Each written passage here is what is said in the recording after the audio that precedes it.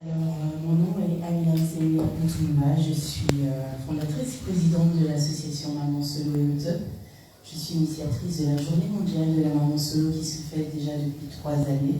Je suis maman solo depuis quelques années déjà, on va dire un peu plus de 20 ans. Donc je sais de quoi je parle.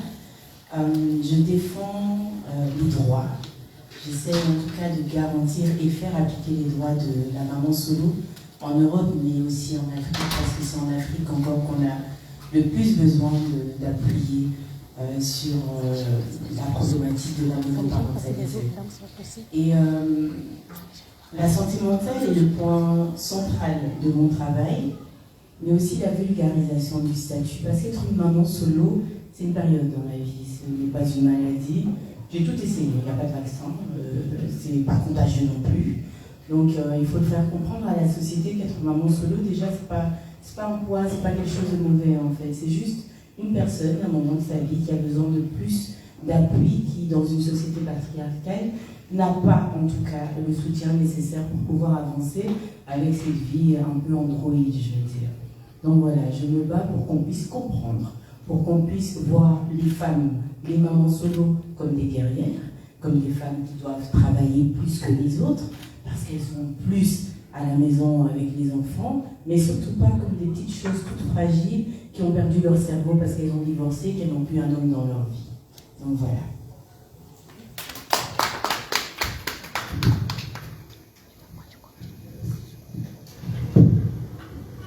Alors, bonjour à tous. Avant de commencer, je voudrais remercier ma grande sœur Marie-Pierre pour l'initiative et afin qu'on puisse aussi inspirer d'autres et savoir que être maman, c'est vrai, c'est pas facile, mais on peut aller de l'avant. Donc, je suis Maria Massila et je suis arrivée en Belgique en 2011. J'étais enceinte de 3 mois. Et j'avais ma petite fille de 3 ans et demi, parce que j'ai dû partir de la Guinée pour des raisons personnelles, et je me retrouve avec 2 enfants sur le pas.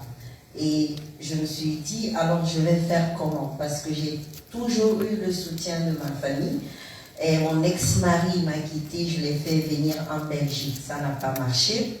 Alors j'ai dit, qu'est-ce que je dois faire maintenant avec 2 enfants sous la main? Donc il faut savoir que j'ai fait des études de droit, donc j'étais auditrice de justice, c'est-à-dire élève magistrat, et je voulais continuer dans ce sens, mais ma vie bascule d'un coup et je me retrouve en Belgique avec 2 enfants sous la main. Pendant les premiers mois, ça a été tellement difficile parce que je me suis mise à pleurer, j'étais tellement bien entourée et que là je me retrouve toute seule. Alors, il va falloir que je m'adapte et que je puisse m'en sortir avec ces 2 enfants.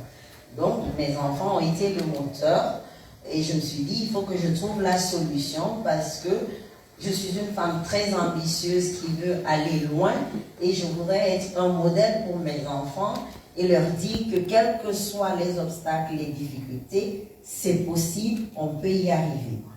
Alors, j'ai pris l'initiative déjà. On m'a référé au CPAS pour pouvoir m'installer, mais par la suite, j'ai dit que je ne veux pas être dépendante de l'aide parce que je suis une bosseuse, j'aime travailler. Donc le rythme de vie que j'avais, je voudrais le maintenir. Mais ce n'est pas facile avec la barrière linguistique parce que j'étais en Flandre. Et là, je me suis dit, ok, vu que je ne parle pas la langue, alors il va falloir que je m'y mette pour que je puisse parler la langue. Et ça n'a pas été facile, donc j'ai demandé